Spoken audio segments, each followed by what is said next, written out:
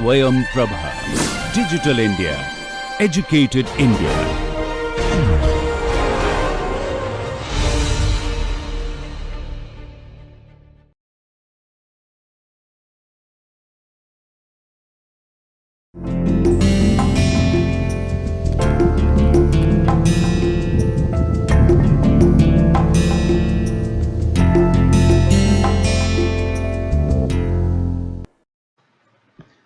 So we are starting chapter 13 now, which is heat exchanger design. So we have studied external flows, convective heat transfer in external conditions on flat plates, spheres, cylinders, and then we moved on to internal flows where we have seen when coolant passes through internal ducts or pipes, how should we calculate the pressure drop and the heat transfer. Now let us apply those fundamentals which we have learned in these two convective heat transfer chapters to actual practical design of equipment, and the major equipment in heat exchange is a heat exchanger. So in this lecture in section 1 we will introduce the topic, and also we will see some of the type of heat exchangers as we go along. So what is a heat exchanger? So these are devices that facilitate the exchange of heat between two fluids that are at different temperatures. So as you can see here in the schematic, it can be a one control volume in which some fluid is flowing. It can be an internal tube, for example, and there is another control volume which can also be another tube, or it can also be a pool of liquid or gas. Depending on the situation, we will see several such situations, and so there is a sort of a heat transfer surface area in between these two control volumes, and the fluids, the two respective fluids are flowing. So these two fluids are at different temperatures, and what is also done is that this configuration is such that these two fluids do not mix with each other. Heat exchangers are commonly used in practice in a wide range of applications. You will see heat exchangers. You have seen heat exchangers at your home also. For example, a small boiler for tea is also like a heat exchanger. There electrical heating is done, and it is conducted. There is only one fluid there, but heat is conducted from the electrical resistance heater to the fluid. You have also seen convectors in winter, wherein an electrical coil is heated and the fluid is passing. So these are typically with only one fluid and an electrical heating. But you can also have two fluids, which we will see several examples. In an air conditioning system, for example, in a household, wherein the refrigerant gets cold, and then you transfer that cold to the hot air. And you get cold air in the room. Also, in several chemical processing plants, power production, large power plants, you will see condensers, boilers, regenerators, recuperators, air preheaters, shell and tube heat exchangers. So several different types of configurations we will see in these lectures, and we will also see how to design them. Now the difference between a mixer and heat exchanger is that the heat exchanger differs from these mixing chambers, that they do not allow these two fluids to mix.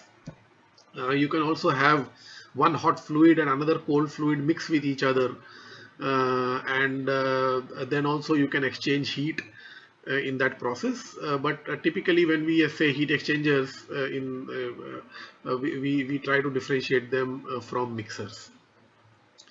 So let us move on to slide number 3. Now, heat transfer in a heat exchanger usually involves convection in each fluid and conduction through the wall. So there is usually a separating wall because we don't want them to mix. So there is a wall in between.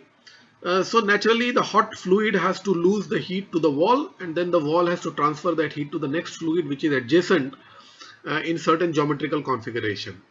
So there has to be convection at least on both the sides, and there is also conduction in between the wall. Now depending on the values of these convection and conduction, we will see that the analysis, we will come up with a consolidated analysis wherein conduction as well as convection is taken into account. And therefore what we do is, in the analysis of heat exchangers, we usually work with something called as overall heat transfer coefficient. This is a new term. You have seen heat transfer coefficient as U, as H. Now we are talking about an overall heat transfer coefficient. That means it is a combination of the cold side heat exchanger, the hot side heat exchanger, the heat transfer coefficient, and it also takes into account the conduction resistance in between. So you have a resistance due to the convection on one side, let us say on the hot side. Then you have a resistance because of the conduction in between, in the tube material or in the wall which is separating the two fluids. And then you have the convective resistance on the colder fluid side also. So if you combine these three resistances, you can then define something called as an overall heat transfer coefficient U, which we will work quite often and which we will use in the analysis in the later part of the lectures. Now, the rate of heat transfer between the two fluids at any given location in a heat transfer depends on the magnitude of the temperature difference. This is very clear. Q is proportional to delta T, and that delta T at that particular location, which continuously varies. Now if you have a long heat exchanger, then the delta T will continuously vary. So if you recall our discussion when we were doing the constant temperature boundary condition in internal convective flows, we saw that the temperature difference continuously varied when a fluid was flowing in a constant temperature condition. The mean temperature of the fluid was continuously changing. So the question which was asked there was, what is the best estimate of the mean temperature, because the mean temperature difference is continuously varying. So what is the best estimate for the mean temperature difference between the hot and the cold fluid? And if you recall, we have defined a logarithmic mean temperature difference. We have also let's say derived the fact that this is the most appropriate temperature difference, and therefore this equivalent mean temperature difference between the two fluids, which is applicable for the entire heat exchanger, is what we will be using quite often in our analysis of heat exchangers. And we will see that as we have seen earlier also, that the arithmetic mean is not really the correct representation of the equivalent mean temperature difference, and therefore we will continue to use LMTD whenever we do heat exchanger design. So moving on to slide number 4. Now, why there are several applications. I mean, you may want to heat up some air, let us say, which is going to the boiler from the heat which is coming out from some exhaust gas somewhere. So it is a gas to gas heat exchanger.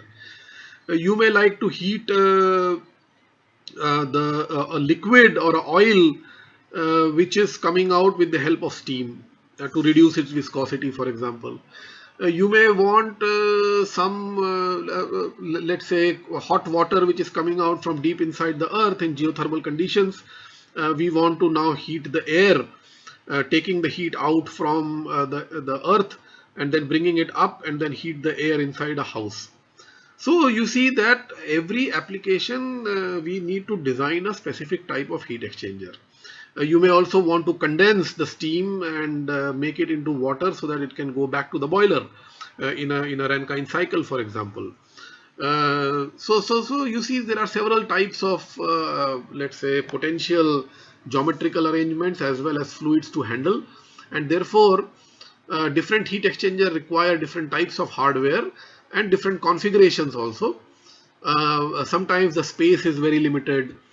Sometimes the cost can be an issue. For example, you may like to use cheaper materials, so you have to make it from, let us say, plastic. But then the plastic thermal conductivity is low, so then you have to put that into the design consideration. Sometimes vibration can be an issue. Sometimes the total size can be an issue. For example, if you want to design some heat exchangers for a submarine, then the total volume or the heat capacity or the rating per unit volume is an issue, or per unit surface area can be an issue. So to attempt to match the heat transfer hardware to the heat transfer requirement within the specified constraint, So these constraints are what I was talking about. It has resulted in numerous types of innovative heat exchanger designs, and we will see in the coming lecture some of these type of commonly used designs in the industry. These common configurations will include, the first very simple one is a double pipe heat exchanger, which is also called as a pipe in pipe heat exchanger. Then we will have compact heat exchangers. You have seen automobiles, radiators, for example, they are compact heat exchangers where the engine heat is taken away by the circulating cooling water, and then this cooling water, coolant water is cooled. It rejects the heat to the ambient air through the compact heat exchanger, which is located in the automobile. Then many of you may not have seen a shell and tube heat exchanger, so we will discuss a very common type of heat exchanger, which is called as a shell and tube heat exchanger. Also, a large section of the industry is also served by plate frame heat exchangers or plate heat exchangers or shell and plate heat exchangers. So there are several combinational designs also. And then there are energy efficiency measures. Sometimes you have to extract the heat from coming from some location to increase the overall efficiency of the plant.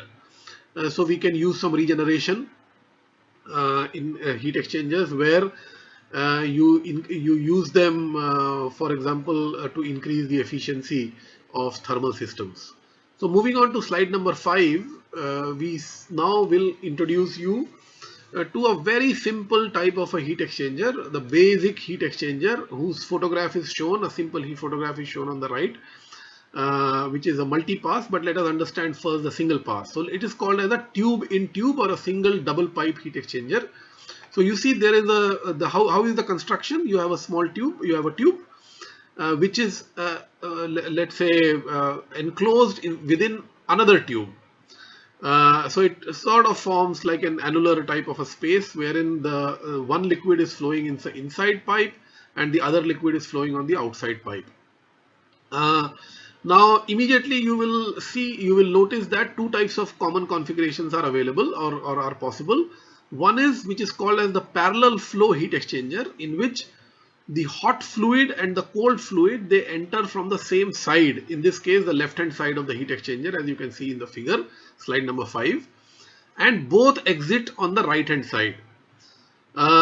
You can also have a counterflow heat exchanger. Now in a counterflow heat exchanger, as the name suggests, the hot fluid enters from the left in this particular diagram, but the cold fluid is entering from the right.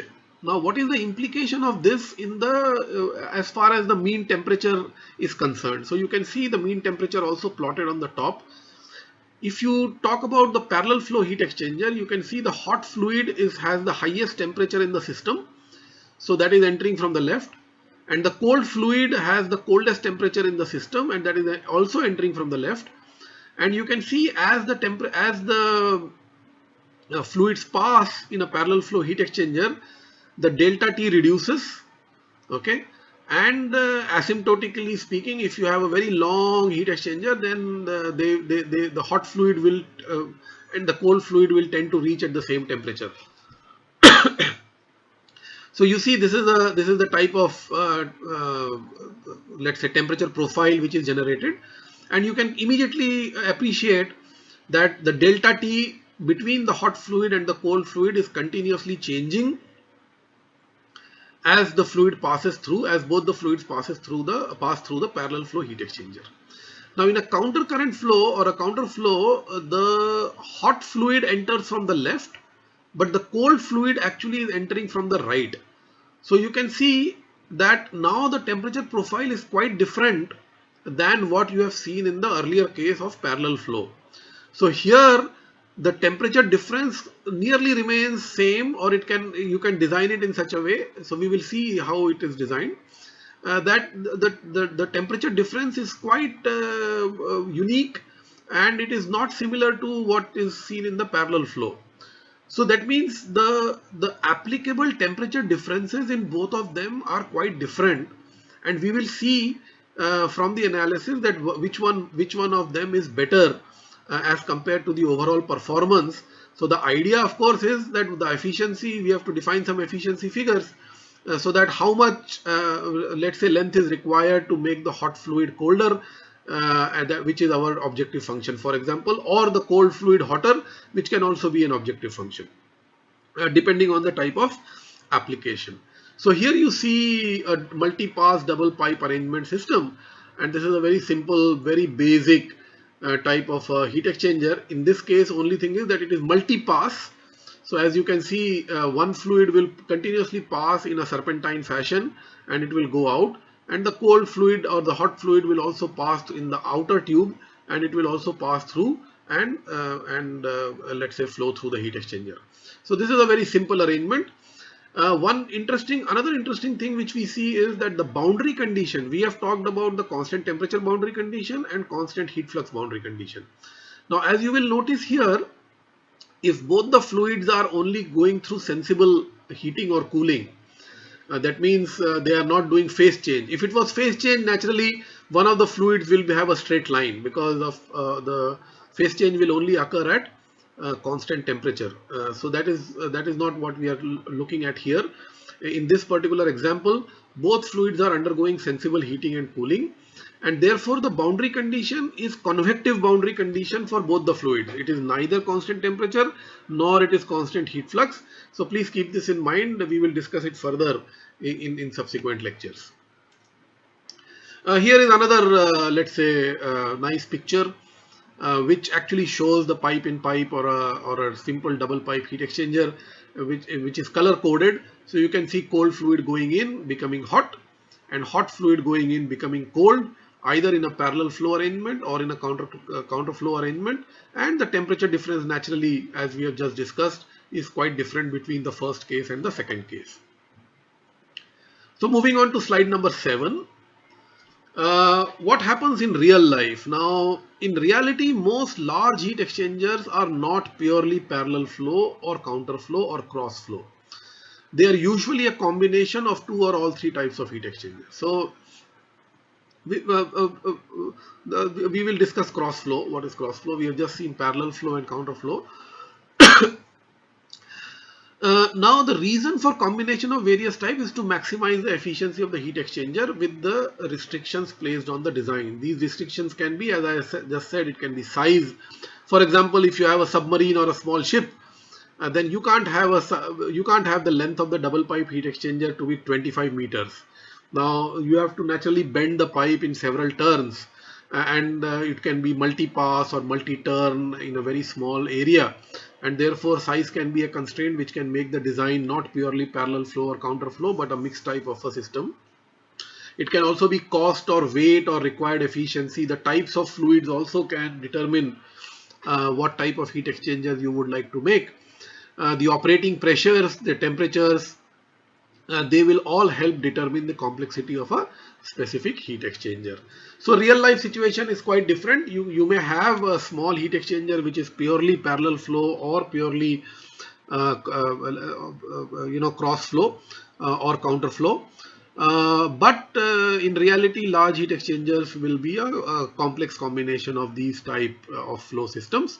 However, nevertheless, we will analyze a parallel flow and a counter flow simple double pipe heat exchanger, because this will give us the fundamental basis of heat exchange. It will also, with the help of that, we will try to understand the let us say the overall heat, the concept of overall heat transfer coefficient, the efficiency of the system, how to determine the LMTD of the system, and things like that.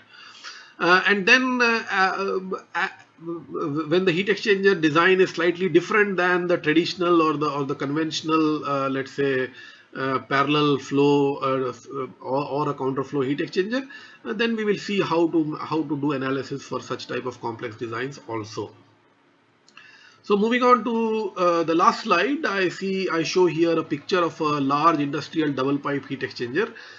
You can see that it's a fairly large heat exchanger, which is primarily a double pipe concept, but it has several turns. You can see there are multiple turns, and it's actually a 3-dimensional construction rather than the simple schematic which we have just seen. So how to determine the LMTD of such systems, how to find the efficiency of the system, how to analyze this system, how to increase the efficiency of this system, how to make it compact if needed, because you may not have so much of space in certain environments or boundary conditions or applications, is what is important, and that is what we will study in the later lectures. We will also see other types of heat exchangers in the next lecture. So with this I close micro lecture 1 on chapter 13, Introduction to Heat Exchangers. We are on slide number 8 right now. So now that we have seen a simple heat exchanger, that is tube in tube, let us see some more examples of different types of heat exchangers. So we are on slide number 9 and moving on to slide number 10. So here is something called as a compact heat exchanger. Now what we achieve by this compact heat exchangers, you have studied fins, in the earlier lectures. So what we achieve here is that there are tubes in which some liquid is flowing, for example. So these are different tubes. It can be circular tubes, it can be flat tubes, also elliptical tubes.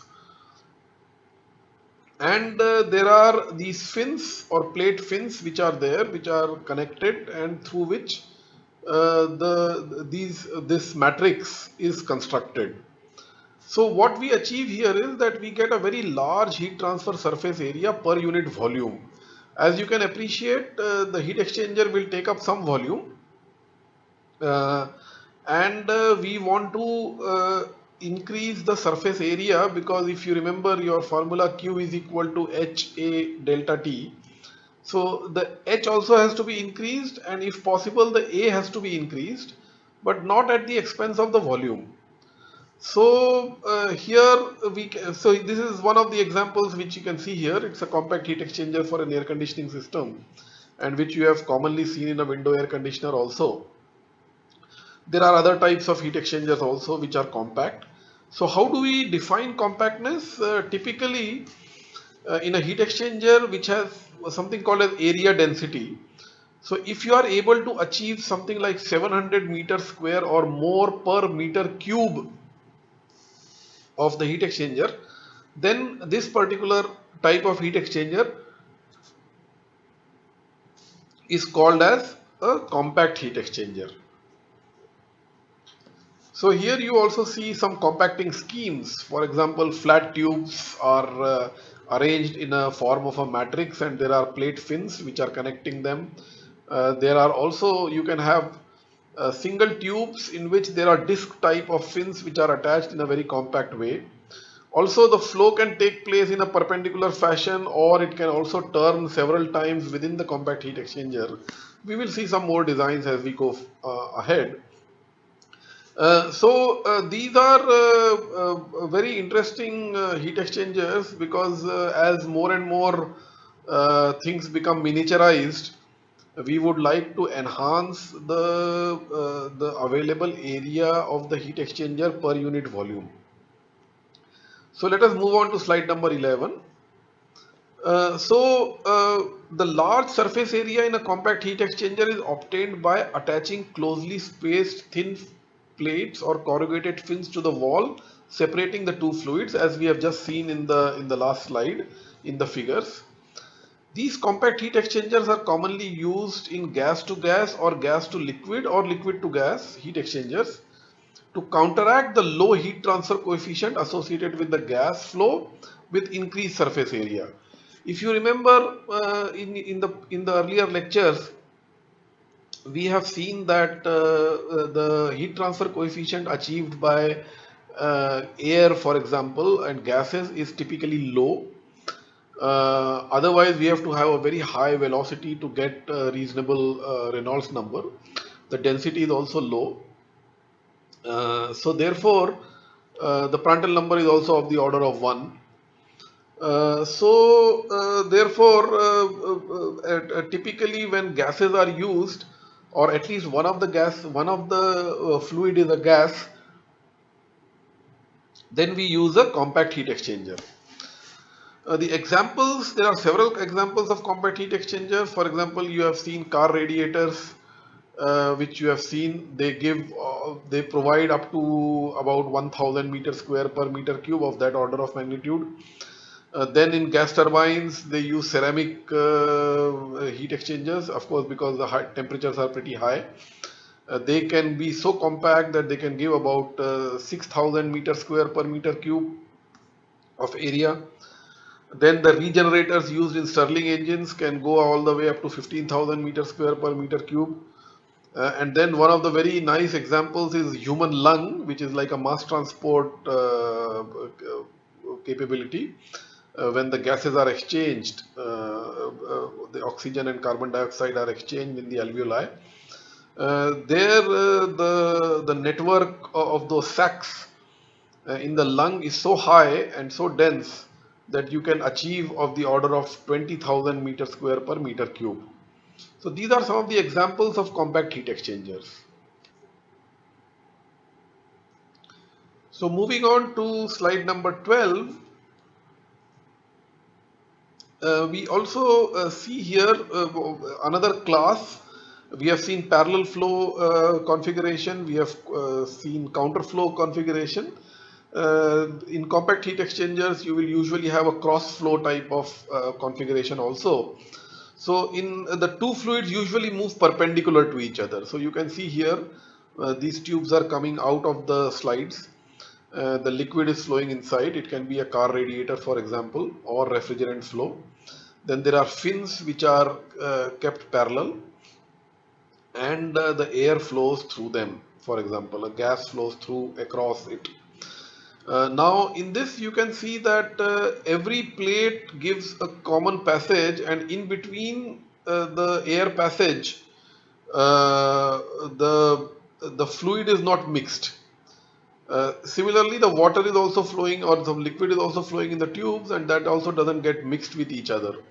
So the hot fluid and the cold fluid do not mix with each other also while they are during their traverse inside the heat exchanger.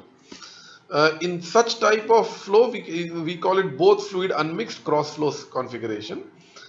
Then you can also have a mixed type of a configuration. You can see here on the right. You have the tube flow is unmixed, but the gas flow is mixed, wherein the gas particles are able to move throughout the heat exchanger as they pass through. Contrary to the first example, where there was a clear-cut channel available for the gas to pass through the heat exchanger. So these are the flow configurations in cross flow heat exchanger. You can see here a cross flow type of a system, which is an example, an automobile radiator is shown here on slide number 12. So moving on to slide number 13, we see another type of heat exchanger which is also very common, which is called as the shell and tube heat exchanger. This is one of the most common types of heat exchangers in industrial applications. Now you have to pay a little attention to see how they are made, the construction. Once it is clear, then it will be easy for you to understand. They contain a large number of tubes. So you can see these pink colored are the tubes which are connected from this header to this header. So on the right there is the inlet header. The liquid will pass through the tubes, and on the left there is the outlet header, or which is called as the front header and the back header. So they contain these large number of tubes. Sometimes they can be several hundred. I think I have showed you one example also in my earlier lecture. We will see some more in the next slides. They are packaged in a shell with the axis parallel to that of the shell. So you can see the shell, this black colored thing is the shell, and the pink colored is the tube bundle. And you can see inside the shell there are baffles. Okay, so I will show you one more photograph in the next slide. So you can see the liquid enters from one end, it passes through the tube and it goes out. So that is liquid number 1. The another liquid, which is the shell side liquid, can enter from here, or fluid can enter from here. And then to increase the residence time so that the efficiency increases, there is more chances of heat exchange between the hot and the cold fluid. You see that the shell side liquid comes in, it makes turns inside the shell itself and then passes out from the shell outlet. Now you can see very clearly that this is neither a parallel flow nor a counter flow nor a cross flow. So it's a combinational type of a system which is rather complex. So we will see how to analyze it in the later part of the lectures. So let's move on to slide number 14 and see the construction of the shell and tube heat exchanger. So they are further classified according to the number of shells and tubes which are involved. So you can see here the photograph of a tube bundle. Then this tube bundle is inserted inside the shell. The shell may have baffles also. In this case, there are no baffles. But I will show you one example. So this is like a without baffle type of a system. And then the liquid the one liquid passes through the tubes and another liquid passes through the shell, which is the outer side of the tube, and a heat exchange takes place between the two fluids. Of course, they are unmixed, and now you can have either you can have one shell pass and two tube passes.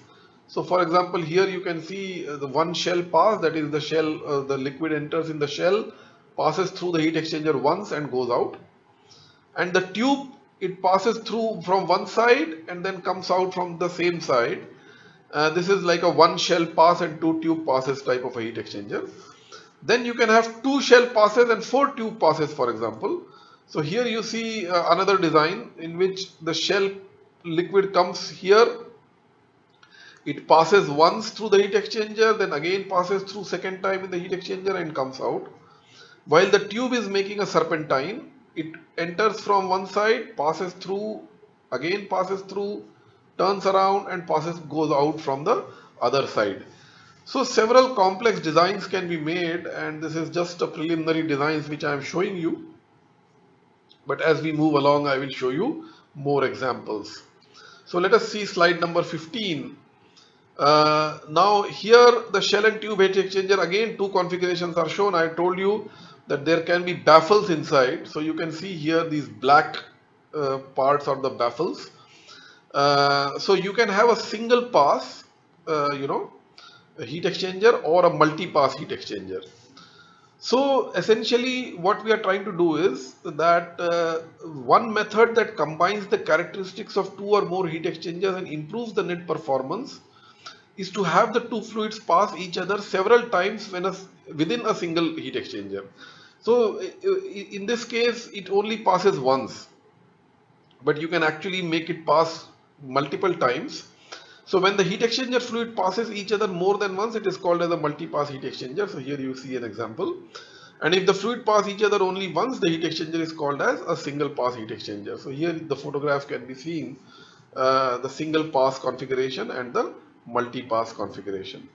So on slide 16, I have showed you the cut section in a very much more clearer way, wherein you can see a multi-pass heat exchanger. So you have the tube side comes in, the liquid comes in, it passes through the tubes. The tubes bend at the end, or it can be there can also be a manifold. And then the return tubes are coming like this, and then there is an outlet.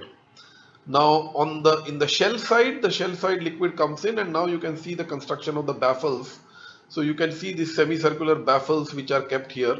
So the shell side liquid passes through and makes these U-turns, multiple times serpentine way, and then passes from the tube side, the tube flow. I think it should be out here, not in. So that's how you see the construction of a shell and tube heat exchanger, which is multi-pass with baffles. So we end this lecture. We have seen two common types of heat exchanger design, that is the compact heat exchanger and the shell and tube heat exchanger. You should also try to see them whenever you, the air conditioner, whenever you open, or if you have an automobile, you can open it up and see the radiator inside, which is called as the car radiator, wherein the engine coolant, which is water, is further cooled by air. So the liquid cools the engine and the air cools the liquid. That is how the radiator works.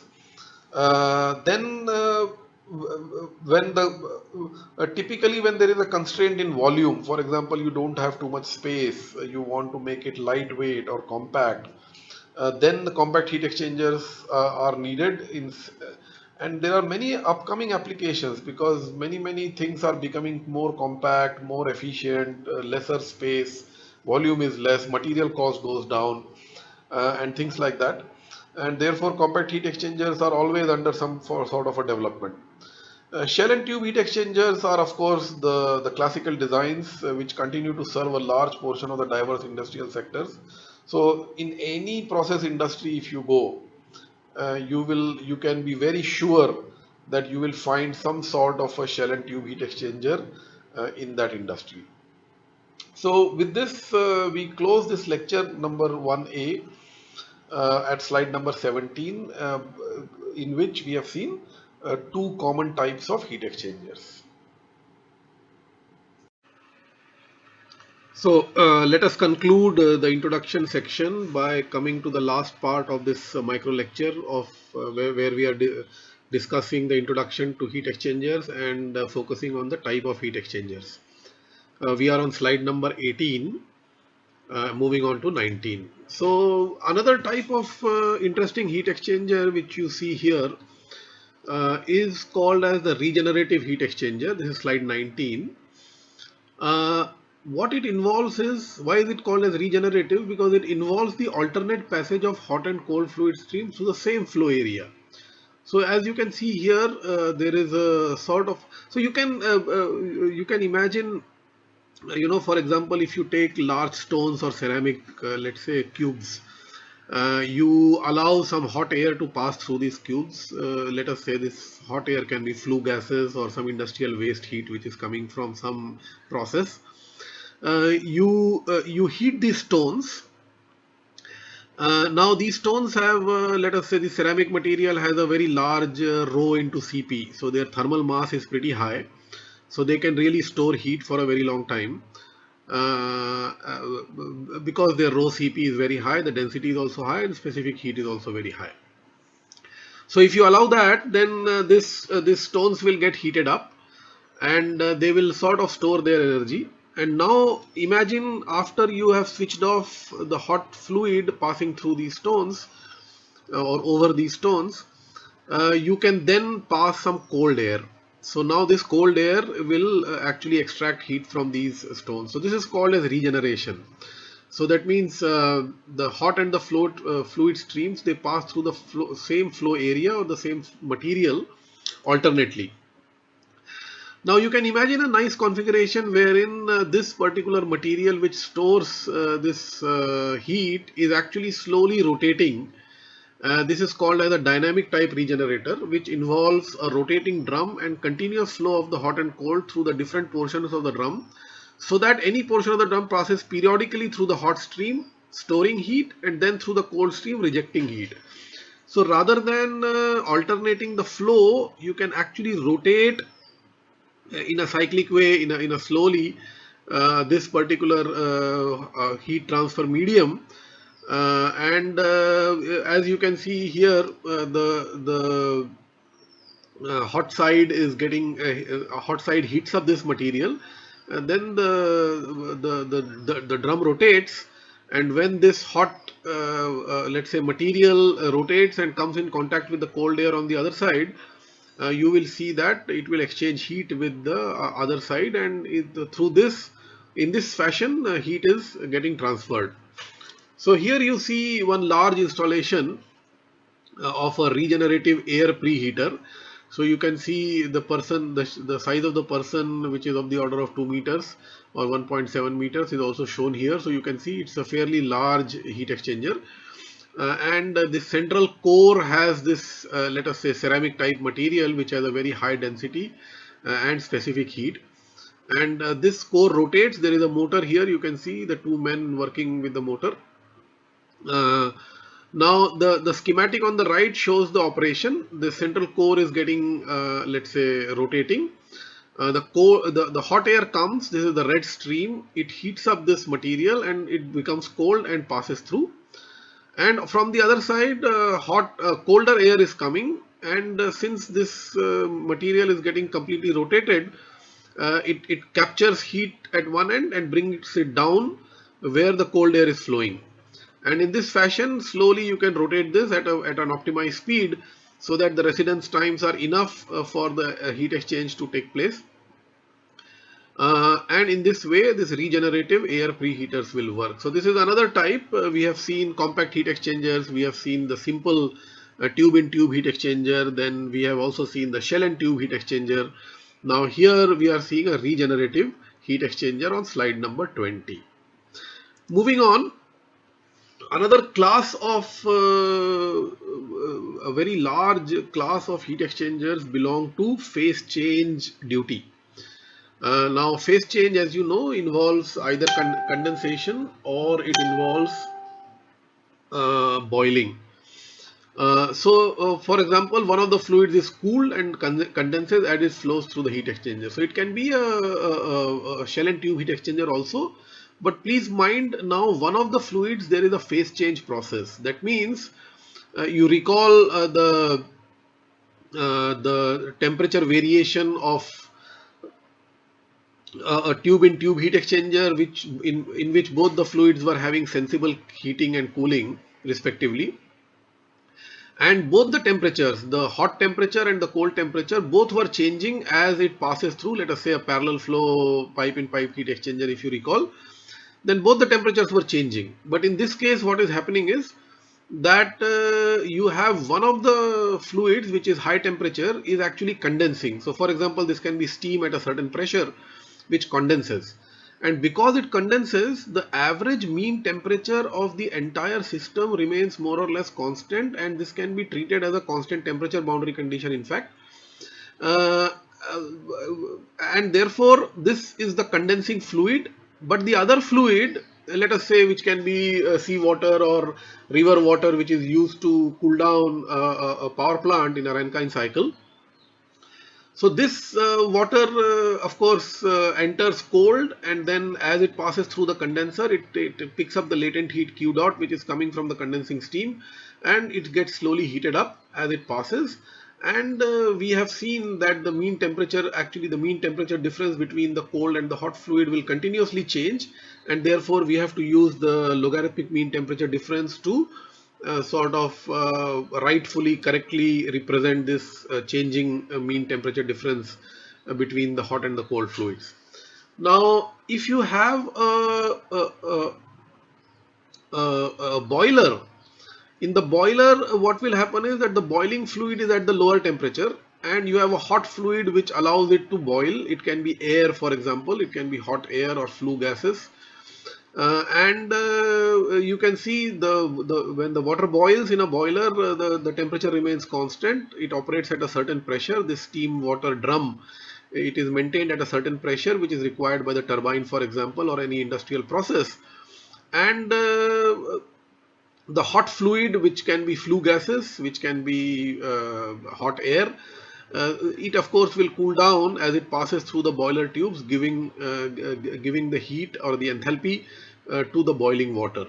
So this is another class of heat exchangers in which you will see that one of the fluid, the temperature remains constant, and as soon as you see such a temperature profile, more or less you can be sure that it is a phase change type of a duty which is happening inside the system, wherein there is one fluid which is either condensing or boiling.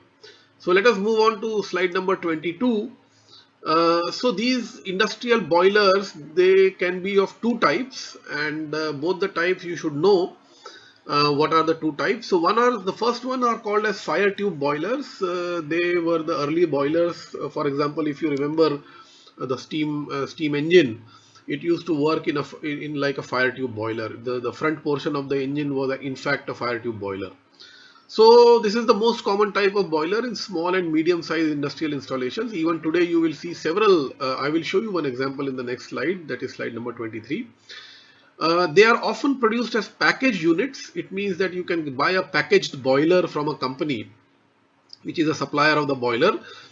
So what do you mean by packaging? That means it is complete with all pumps, control systems, boiler accessories, requiring only connection to a suitable water and fuel supply before commencing its operation. So everything necessary to operate the boiler is already there installed. So it is like a packaged unit, like you buy a microprocessor, a microwave oven or a washing machine from the market. You can also go to the market and buy a full packaged boiler. The only thing you have to connect is the water line, and which is properly treated. The water should be properly treated usually. So treated water line and a power connection to start the boiler. The microcontroller for fuel supply and other things are also packaged in the unit. Now, what is a fire tube boiler? Essentially, the flame and the flue gases from the combustion are confined within the tubes arranged in a bundle within a water drum. So water is actually in a drum, and inside this drum there are tubes through which hot air will pass, and this hot air is created by burning of fuel. It can be heavy oil, it can be diesel. In olden days it used to be wood. I don't know whether you remember the hot water unit, or you may not have seen, which used to be there when I was younger. In our houses we used to fire wood, and that hot gases used to pass through a tube which was passing through a container, and this container had water in it, and we used to get hot water like that in our childhood. So water circulates on the outside of the tube, so that is the shell side mostly. And as the water changes to steam, it rises to the top of the boiler drum and exits through a steam header. So this is a very simple construction, and this is how old railway engines also used to work, steam engines used to work. Now, such type of boilers, their efficiency is low. Efficient steam generator for low and medium pressure steam requirement. So you cannot have very high pressure because the water is actually in large drums, and you cannot pressurize these drums after a particular while. Because these drums cannot sustain high pressure. If you convert it into a water tube boiler, which is the next type of boiler, so this is a fire tube boiler, that is, fire is inside the tube, water is outside. And we can see in the next slide, number 23, one example of a packaged boiler. So it is exactly like a machine which you can just buy from the market, and you can see the control panel, you can see the fuel line here, wherein air and a blower, and there is a control unit for it, and this is the shell inside which water is kept, and there are tubes. So on the right you can see the cross section. The burner fires, there is diesel oil or heavy oil which is burnt, and the fuel is supplied here in a controlled fashion, depending on how much is the pressure requirement. And what is the duty at which the boiler is working, that is, what is the mass flow rate at which it is leaving. So we need to fire more and more as more and more steam is used. So the pressure drops, and to maintain the pressure you have to give the required amount of fuel here. So this hot air will burn. The air is supplied through the blowers, and this passes through the tubes.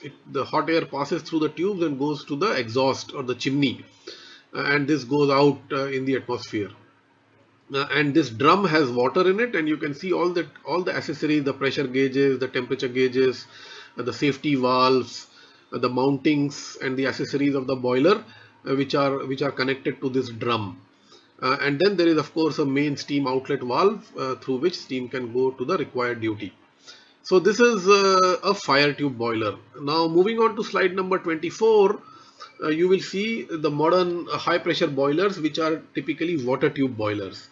So in this water tube design, the flame and the hot combustion gases flow across the outside of the tube, and water is circulated within the tube. So now the configuration has been reversed.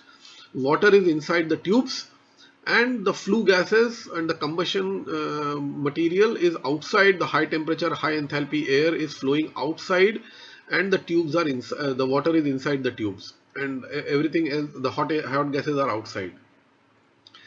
So fuel combustion occurs in a furnace, and some of the water tubes usually form the furnace walls also. So this furnace is a very large furnace. In fact, they can go to several meters in height for a typical power plant of 1000 megawatt or 1500 megawatt, and a huge boiler installation you can see in thermal power plants. So please have a look at some of the photographs of thermal power plants and try to identify the water tube boiler which is there. So one is a turbine unit, steam turbine unit, and others is the larger part is the is the furnace. And of course, in coal-fired plants, you will also see a coal handling plant, which is associated with the with this boiler. So please try to have some nice photographs and see and try to identify. So what happens in a simple water tube circuit, steam bubbles form on the heated side of the tube. So the water starts boiling, and naturally there is a water steam mixture which is formed inside the tubes as hot gases they pass through over the tubes and exchange heat. So this mixture, naturally the density of the mixture is, the steam is lower than the surrounding colder water, and therefore this density difference creates a buoyant force which can create a circulation through the system. Now you can fully depend on this buoyancy driven force. So these are called as natural circulation driven water tube boilers, or you can have also, to augment the heat transfer and the flow, you can actually install some pumps also, because the pressure drops are usually high in these large tubes, or the size is also very large. The steam drum is quite located at a height, and therefore to augment the buoyant forces and to increase the overall heat transfer coefficient and the efficiency of the system, you can indeed install circulating pumps which will help transport this steam towards the water drum. So thousands of tubes are heated up through these gases in a big combustion chamber, and then this gases will pass through a very large, let's say, building in which these tubes are installed. These are typically, as I was telling you, these water tube boilers are commonly used in electrical utilities and large manufacturing sites where requirements for large capacity and high pressure steam are there.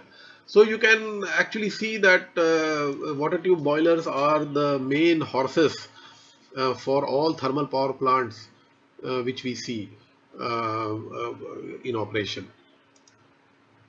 So let us see slide number 25, one such big plant, and you can imagine the height of this. The person is, a typical person is only about 1 meter, and he can stand at the bottom here, and you can see that they are several meters high, and you can see here the combustion chamber. These are the up headers.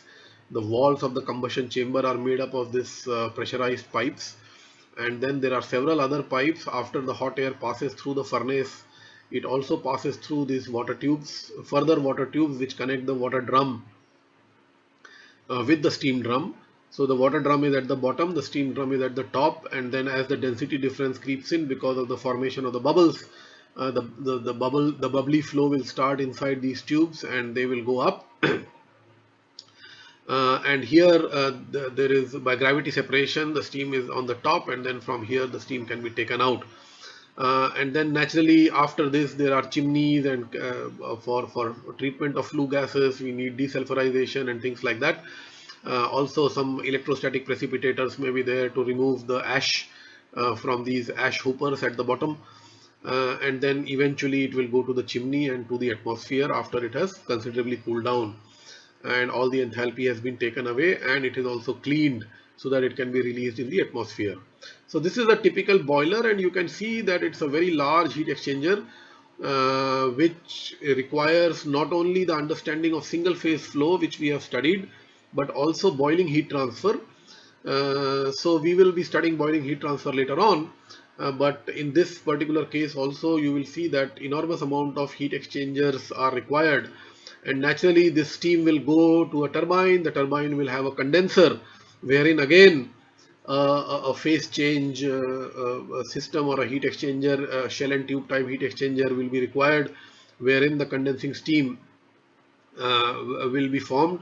The enthalpy will be rejected to the atmosphere, and the steam, the water will come back again through a pump to this particular boiler.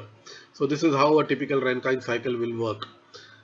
So we have seen in this lecture two types of heat exchangers.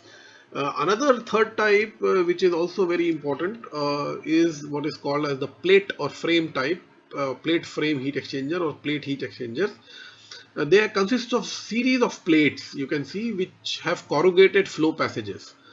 So these flow passages, they are like depressions or embossed, or they are stamped on these plates, and these plates can be arranged one after the other in a sandwich fashion, and the flow configuration is such that one plate will have a hot fluid, and on both the sides of these plates there will be colder fluid which will be passing.